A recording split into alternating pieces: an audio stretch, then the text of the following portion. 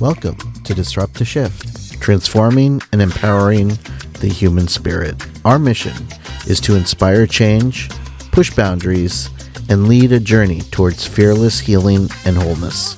Our hosts are Darlene Brown, Dan Gilman, Knut Birch, Deidre Boswell, Michael Dale Campbell, and Janine Witcher. Welcome to Disrupt to Shift. And we are excited today with a very purposefully focused guest. Can you imagine for Disrupt to Shift what that really means? And just a reminder for our audience that our vision for ourselves, but mostly for you, is the transformation, the renewal, and empowerment of your human spirit. Because when you are empowered to produce, to perform, and to identify the things that are truly important to you and then actually do them, the feeling is so deep and so wonderful and so awesome for us to experience every single day. So, welcome to our show. And my name is Michael Campbell. And today we have as our host working with me is Knut. Knut, please Hey, welcome our Michael. audience. Hey, it's great to be here. We're so thrilled to have Erica with us today. I know this is going to be a phenomenal show, and I'm just excited to get into it and just can't wait to hear the nuggets that she has to bring today to help somebody out there who's trying to disrupt in order to shift. Fantastic. Thank you so much, Knut. And we'd like to welcome Erica to the stage. Good evening, gentlemen. How are you? Thank you for having me. It's nice to be here. Hey, Erica. Hi. Wonderful to have you. Yeah, this is fantastic. It's been long. It's a long time coming, right? It has. It has. It is like, as I said, it is always good to be in the land of the living, to be here. And Michael, thank you so much for inviting me. I appreciate being called a purposeful guest. That is one of my favorite words, to be called purposeful. So thank you for that. I appreciate it. Absolutely. And thank you so much for being here. And I'm really interested because I know on your title, Chief Purpose Coach. Mm-hmm. And what is the name of your company? Because it all ties together somehow. So tell us a little bit about the name of the company and why the name, and of course how you fit into it as a Chief Purpose Coach. Well, absolutely. So the name of my company is Purposeful Seed, and that's FULL, because we are all full of purpose. And Purposeful Seed is a coaching company. I say Chief Purpose Coach because that's what I do. I am an executive coach, primarily for women and people of color who are trying to get in touch with their authentic selves and understand who they are, and understand therefore what they should be doing, primarily with their careers, but also with the other aspects of their life. And the reason, Michael, that I called it Purposeful Seed is because I know that there is a seed of purpose in every single one of us. And I believe that seed is planted sometimes deep within. We can't always find it. And so it is my joy, my pleasure, my honor even to be a gardener in some ways. Not that planted the seed, but it helps to nurture it, grow that purpose along with the person, and help them understand what it is that's within them that brings meaning to their life. Because whatever that is, that's what's going to be meaningful to the rest of those that they touch. And so the world is better when everyone is in touch with the seed of purpose within. Wow. Thank you so much for that explanation. So That's so nicely put. Yeah, so very nicely put. And here's a question that I'd like to follow up with, though, because our theme is Disrupt to Shift. That's the name of our show. And what have you seen, either through your own experience or the experience of someone else, that really points to the fact that there is a disruption of the norm? Yeah, disruption of the norm. It's such an appropriate question right now, because on the heels of what we have, said, as the pandemic has now come to an end and we're moving into a new stage, I think everything has been disrupted. Everything. From the way that we communicate to how we do work, now from being remote instead of necessarily having to be in person, to all of the things that were experienced during the pandemic, everything is like abnormal. And I think that if we allow it to just be like, oh, that just happened, then we may have missed the point, I think, Michael and Canute. The point is, I think, the shaking that happened. All of our trees were shaken pretty heavily. Some of us lost loved ones. Some of us lost jobs, employment. We lost so much. And so in that disruption, the question has to be, what was it all for? What did it teach us? And not only what did we lose, but what might we have gained because of this shift? And so I think we have a really opportunity to not necessarily look at the pandemic and the aftermath as an obstacle, but to really look at it as an opportunity to disrupt what was normal and perhaps what was not working for many of us. And so within that, I think it's a great opportunity to help people really look within, to figure that out for themselves, and thus to figure out that out for the collective.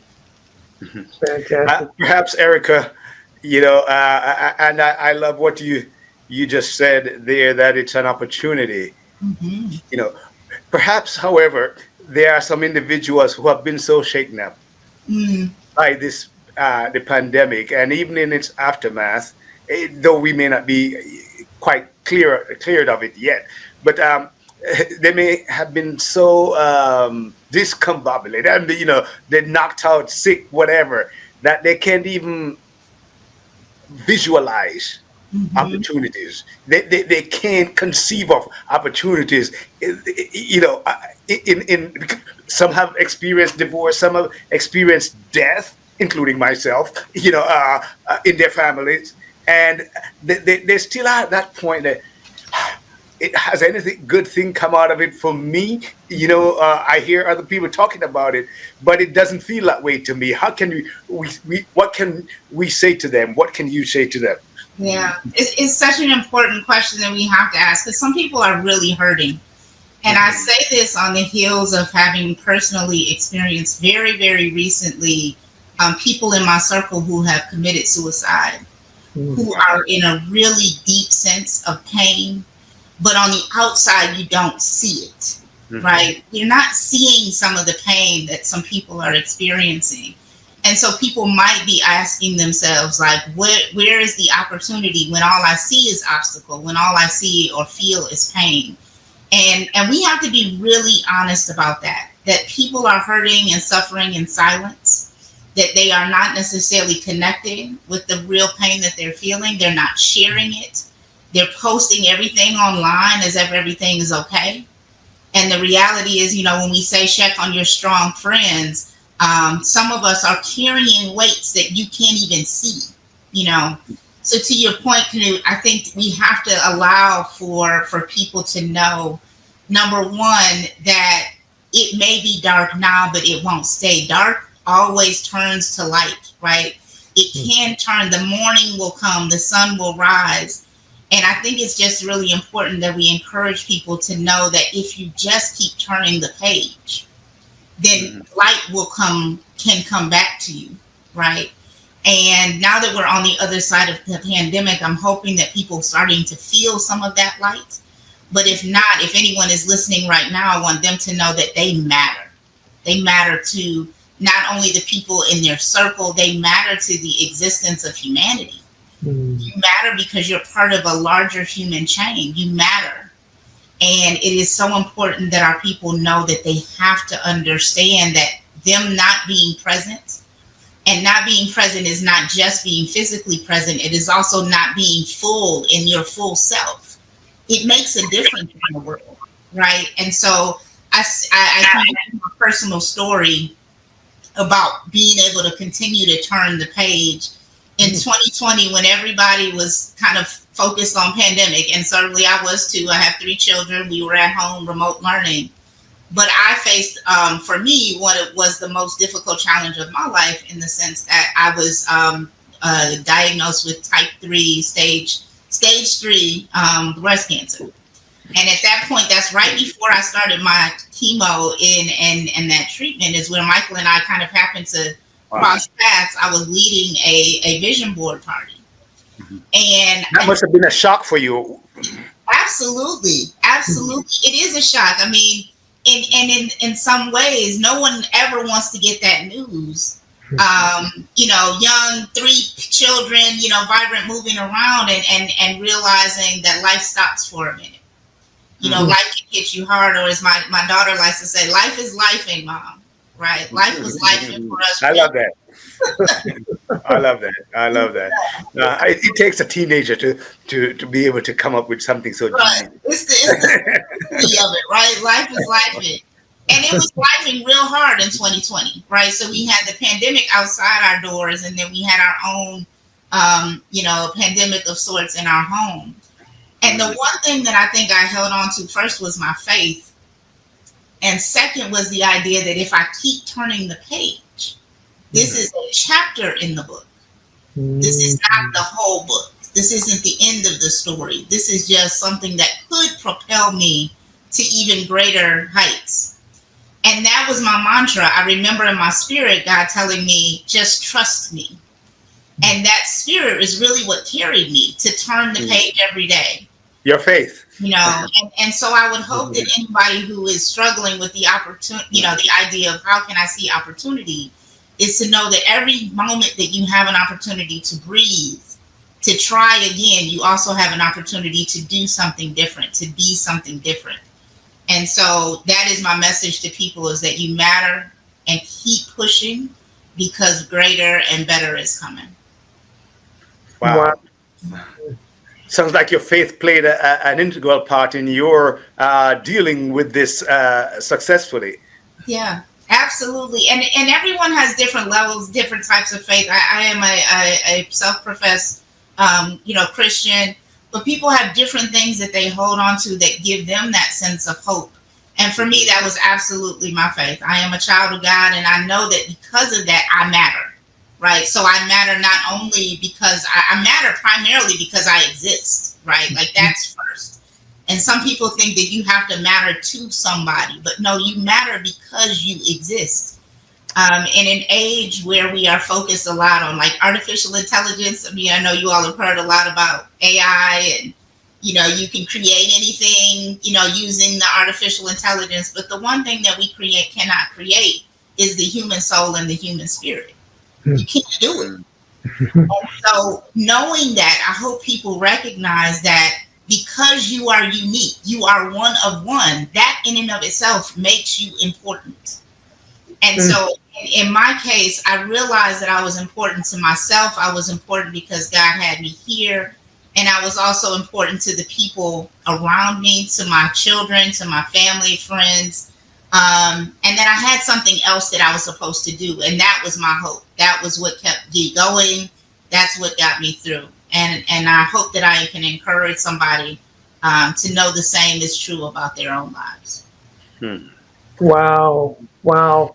Thank you so much for that. One of the things at my GPS, I believe you know what that is. Yes. Yeah, in my GPS, right? The mission is to illuminate the path towards rediscovering our shared humanity. Could you tell us where that comes from, and perhaps if you could help our audience understand maybe the first step that they can take in that direction towards rediscovering our shared humanity? So first of all, I think the rediscovering is the aftermath. Really, that even that language is the rediscovering for us as a team at my GPS, which means my guided personal story.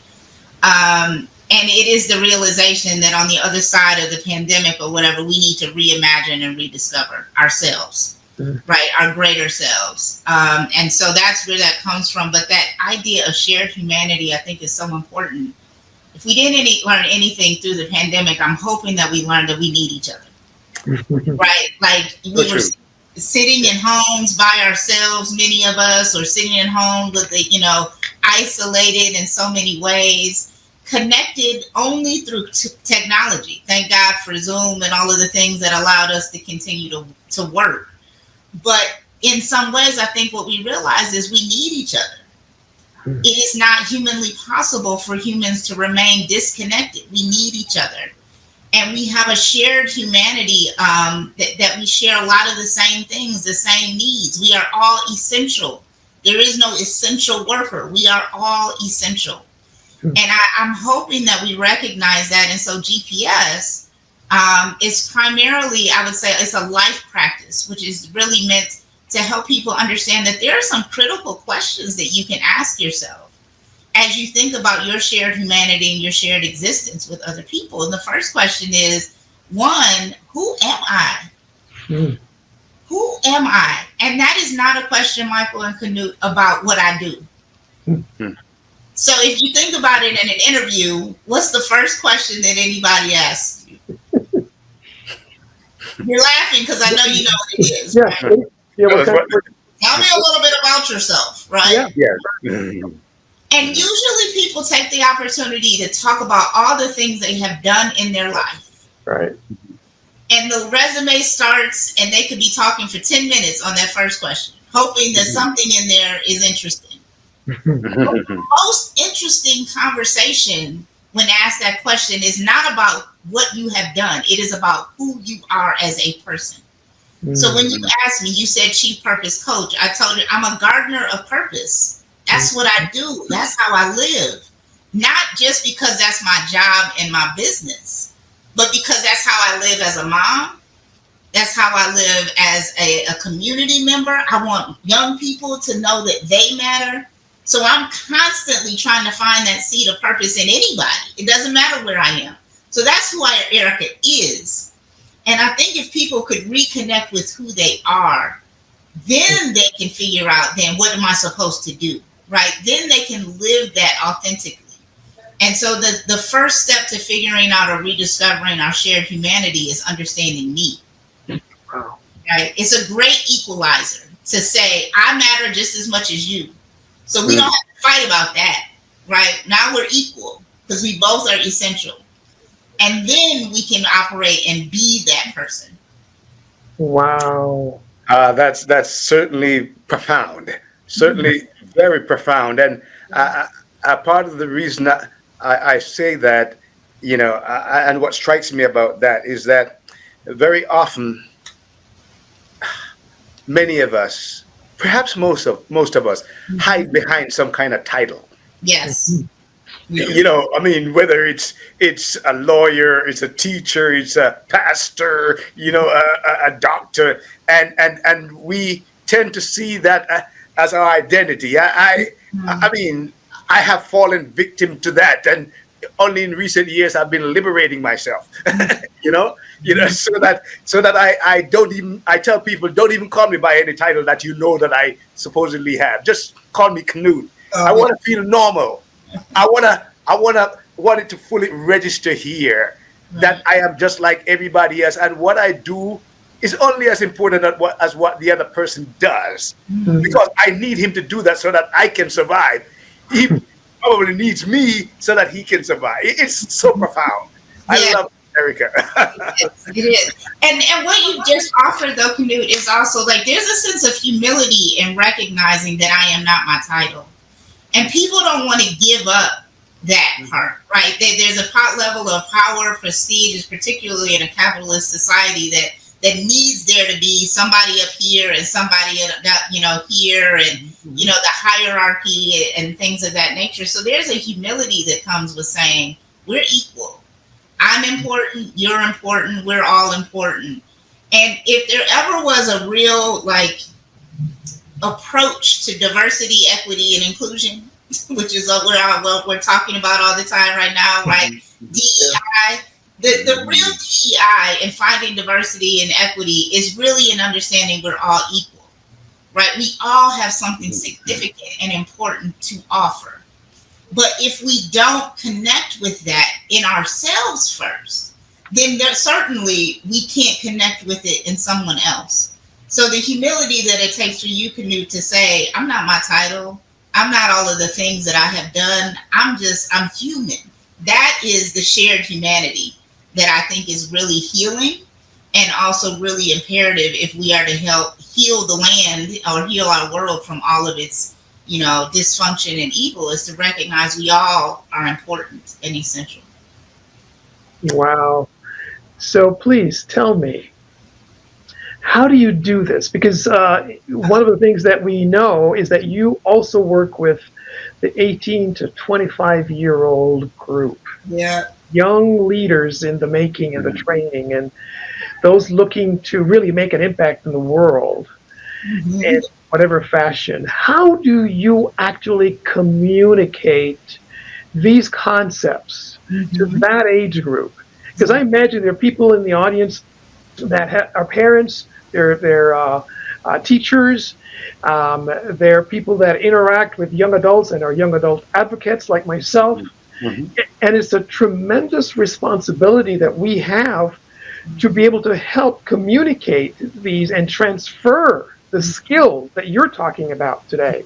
How do you go about getting their attention, for one? And two, how do you help communicate these strategies and skills? Mm-hmm. Yeah. Right? Yeah, I mean, it's important to know the how to, right? Because at some point there becomes some doing that's required. It can't just be the conversation. And Yeah. what I think we start off with is the helping young people. Once we get to this is having them relate to the idea that they matter. We will use things and we tell them like this is an unfolding, right? There are layers to this, and I can't just say, "Hey, Michael, who are you?" and you just know, right? There are layers. I can't ask a young 18-year-old who has just graduated, like my son from high school, who are you? He looks at me like, I don't know what you're talking about, right? But if I say to you, Yeah. give me an object or an image or something that gives me a sense of who you are, Mm. right? And or I say, tell me one of my favorite questions to ask people, and we ask this first thing when we talk to young people, give me a song Mm. or an artist who speaks to your soul or to your heart. Mm. What is the song or the lyric that means something to you? And so if I were to answer that for myself, I would say, well, I love Jill Scott because I feel like she's my homie, Jilly from Philly, like we can hang out, right? But she has a song called Golden, and I use it all the time because my favorite lyric is she's talking about, life being a gift. And in doing so, I tell people my favorite lyric is representing his glory. I hope he's proud of me. Saying, I hope I can live a life where God is proud of me. If I tell you that is my favorite song, do you not know something about Erica immediately? Absolutely. Right? Absolutely. And so we help young people, tell me what your favorite song is because it speaks to you on a different level. Not just the melody, not just the beat. There's something about it that says something about who you are at your core, in your essence. And so we start from that place. Now, when you introduce music and things like that with young people, now all of a sudden you got their attention, right? And Yep. they say everything. Yep. They give me things that have cursing in it sometimes. They give me things that have things. But then when I ask them why, they always give me a deep reason as to why that song matters to them. And then we go from there to talking about values, right? So what are your core values, young people? Because if you value everything, you don't really value anything. So I need you to get to your core values. What are those core things that drive you, right? The things that you are making decisions about, whether you're thinking about it or not, these values are driving you. And then we help them create a vision. What is your vision for yourself? Where are you going with your life?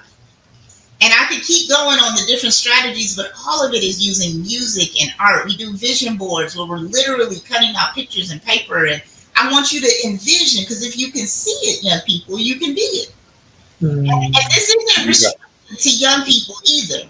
Michael Canute, you could do this too, right? And learn some things about yourself. And I think the beauty might eventually be having young people do this with their parents, right? Or having young people do it with their teachers, because we all need this. We all need to connect with who we are so that we can realize that who we are is important for us, but it's also important because when I share my story, just like I've shared part of my story with you, you are forever changed by me sharing my story. And so when young people share their story, they are forever changed by being able to share it, and then for other people to be able to receive it. Because immediately you learn that your story mattered to me. Now you matter. So now what are you going to do with that? right? So what's the plan? What's the action plan? What are the things that we are going to do? Who are the people we're going to hang around if we're going to make this vision possible? What are the decisions we're going to make based on our values? And I can keep going, but I'll stop. But I'll give this a taste of what it looks like in that my GPS space. I'm loving it. I'm just loving it, eating it up, and it part of what you said with getting the young people to do things with their hands and create something. It brings me back to, I think it might be Stephen Covey who talks about everything is created twice. First in the mind, Yes. and then in reality. So if they can see it in their minds, they could potentially make it become a reality. So I love that, because when they're doing something with their hands, their minds are working, and they are creating something, a miniature, model of what Right. they're going to become. They made it real. When you put it on paper, Yeah. and you take what was here and Mhm. put it out in the universe, you just made it real. Right. Now it's just about, how do I do the thing that's going to make that real, right? How do I create a life? How do I create the space? How do I open my mind to the possibilities of that this could be a real thing? This isn't just words and pictures. This is, no, I really am going to write a book. I am really going to have a talk show. I really am going to be a neuroscientist, right? Like, and so you can do that by, again, as you said, starting with your mind. Mindset is everything. If you believe it, you can be it. But also, if you see it, you can be it. And so that's why we have them create. We want you to create your future. And it's not dictated by where you started in life, or what your, upbringing was, or what challenges you've had. And in fact, those things probably will make you who you're supposed to be, because you'll use that as your fuel, and that will fuel where you go next. Beautiful, beautiful. It is so true. And I think it might be the same person who, as you talk about that now, about doing it and then making it into the reality, it also reminds me of one of the seven ways of highly successful people. Yeah. Yeah, you have to be able to see the end from the beginning. Yeah.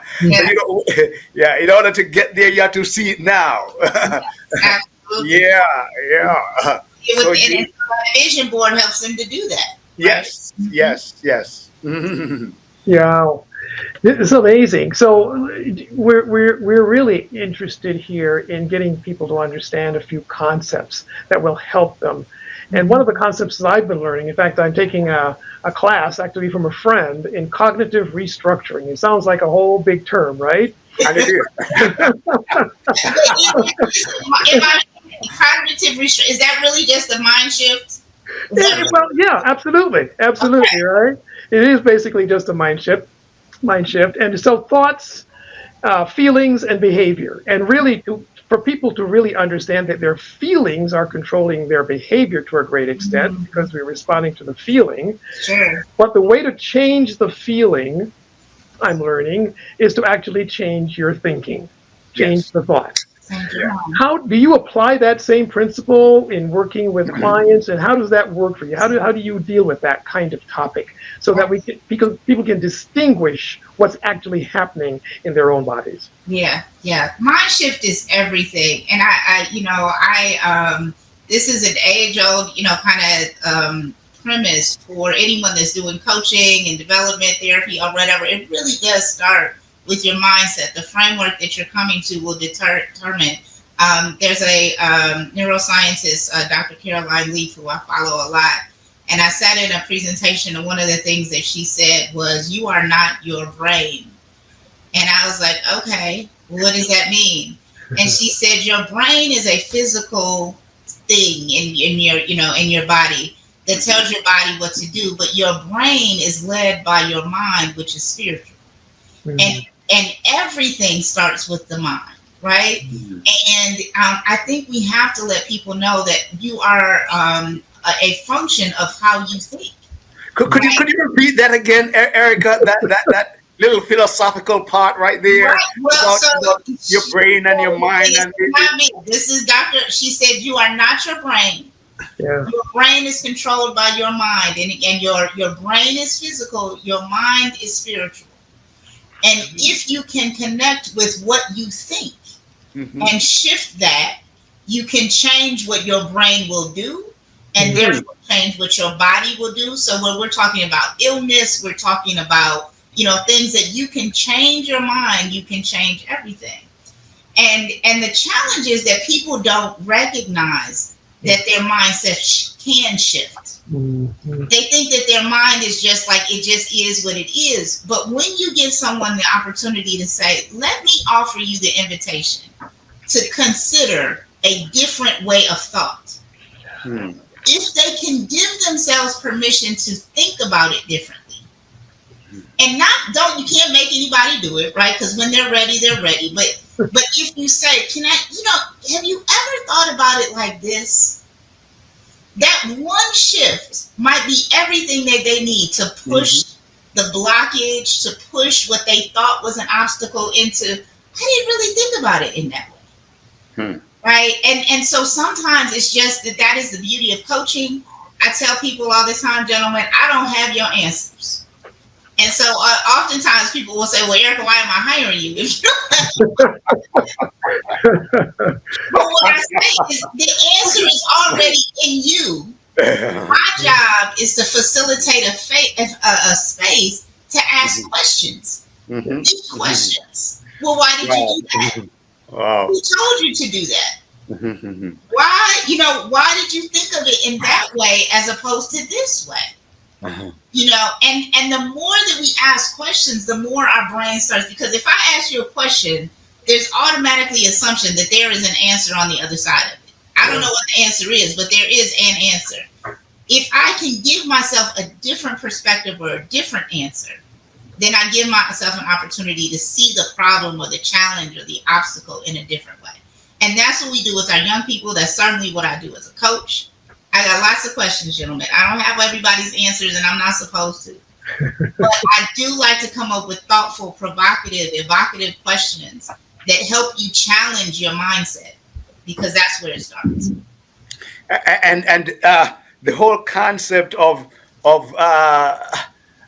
letting them know that they have the answers within Mm-hmm. seems to me to speak to the fact that that's where growth begins. Yes. Mm-hmm. It looks like that's where growth begins, and it ties into what you're doing there seems to tie into Professor Stanford professor's research. Carol Dweck talks about the growth mindset. Yeah.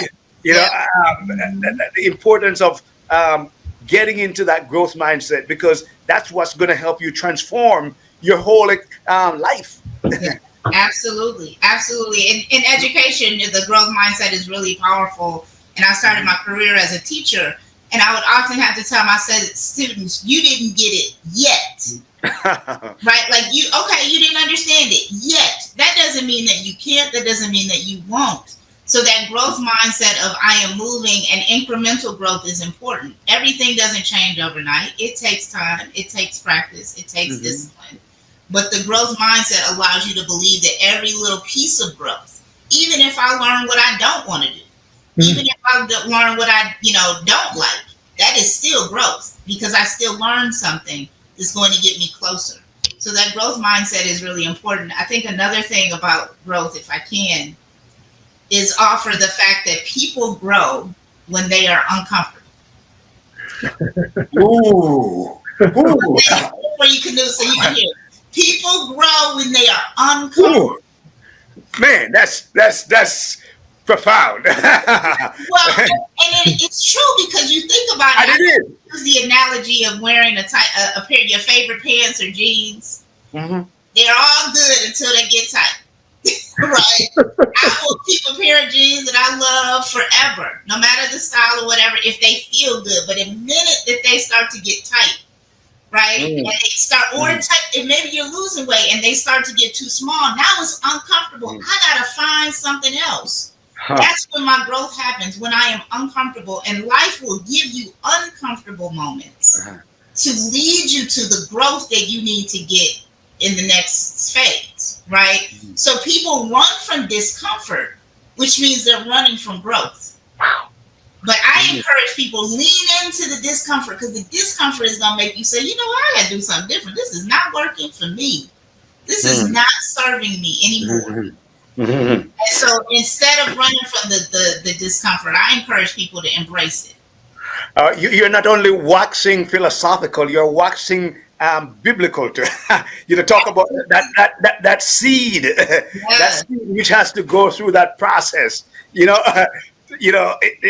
change that it has to go through in Yeah. order to ultimately produce a tree, and then fruits from the tree. That it is really deep. It And is. It you is. know it's really exciting to hear. That It's is. powerful stuff. Oh yeah, it's very powerful. TD Jakes talks a lot about he wrote the book The Crushing, and it is all about the fact that you have to be crushed sometimes in order to get the juice out, right? You have to be, the vintner's got to crush in order to get the juice from the grape. And so sometimes we too have to be crushed, but that's exactly what we need to get to our next level, to get the best part of us out, is that we have to go through some things. We have to be uncomfortable. And it Wow. doesn't feel good, but it Mm. is.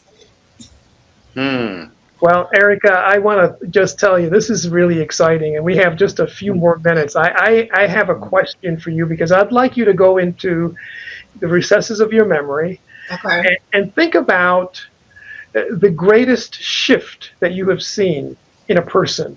Mm. Because where did that greatest disruption happen, and for what reason, and how did that transformation actually happen? That was exciting, that even surprised you, perhaps, and surprised even the person themselves, coming out surprised that they made that shift. What have you seen that our audience can use as a model, perhaps, Mm. an example? Yeah. How does I that? have so many examples. I have to think about which one would make sense and tell short stories about them.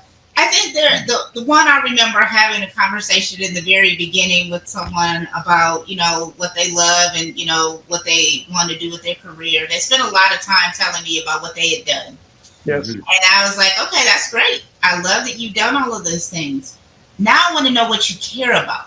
Tell me about what is you're passionate about. And this young lady told me about how the fact when I asked her, what's your oldest childhood memory? And she talked to me how she liked to read. And she would be caught in corners just reading or whatever. I said, so how does that connect to who you are now? She was like, well, if you really want to know, because, people don't think you really want to know, right? If Yeah. you really want to know, I have a dream of owning a bookstore.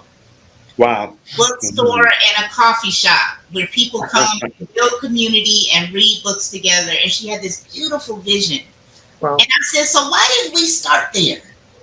And she said, because I think inside I'm probably innately a little nervous to share the Uh, real vision, right? Because it feels big, it feels too much. I don't want people to think I'm, pie in the sky. But I'm like, but what's wrong with pie in the sky? I'll eat pie in the sky. Like, pie in the sky tastes good to me. Give her permission, gentlemen, to just dream. Mhm. People have to have the space, a safe space to dream. I Mhm. saw that young lady open her bookshop. She got Wow. books online. Uh, Wow. her safe place is called Aya Book. She is in Kansas City. Listen, people do things when they give themselves permission to do so. Mhm. And so she did that. And I have so many different other examples of people who, when they let go of the mindset of what they thought before, mhm, mhm. let go of the limitations, the whole world is available to them at that point. Mhm. And it is a blessing. It's really an honor to be able to walk with people on that journey. And that's why I love what I do. Oh, it sounds exciting. Like you are just having the time of your life. I am. This is my purpose, Canute. This is what I'm called Yeah. to do. It is. I've seen Yeah. people tell me, like, I really, tell me at first, I want to be a ball player. I want to play basketball. But what I Mm. really want to do is be a musician. Well, why are you not being a musician then, right? And when you give them permission to say, well, let's talk about that. Let's go deep. Let's go down that rabbit hole. Mm-hmm. See a different piece. So when you see me light up, it's because I found that for me, right? Yeah. So I want other people to find that you don't have to be unfulfilled in what you do. You just have to tap into who you are and then be it. Wow. I read a quote just recently, and it went something like, "When you're writing your story, be sure you're the one holding the pen." Oh, yes.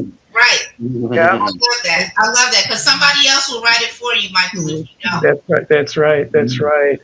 So, wow, where can we find you, Erica? Our audience is obviously going to want to at least learn something more about you and perhaps connect with you. What would be a good place for them? So 2 places. If you are looking for executive coaching, I'm at purposefulseed.net, and that's 2 L's, purposeful, FULL, seed, SEED, .net. So purposefulseed.net. And if you're interested in the My GPS work, the work that my partner Brenda Williams and I do, is at findmygps.me. And we'd love to hear from people because my vision, gentlemen, and I'm just going to put this out there now, our vision is that we're going to have people, young people, screaming at concerts, not because Beyonce is on stage, and I know she's on tour right now, but they are cheering for themselves, knowing that they are the real VIP, right? They're the real MVP. They are the ones that matter. And if they could just walk into their purpose, they will change this world. And so that work with GPS, it moves me, and I hope it'll move others to start that movement. This transformative journey would not be possible without the generous support of our sponsors.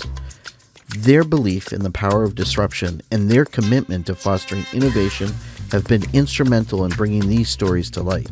We extend our heartfelt gratitude to all the sponsors for joining us in the mission to inspire change and drive progress. To be a potential sponsor, let's collaborate to keep this important conversation going.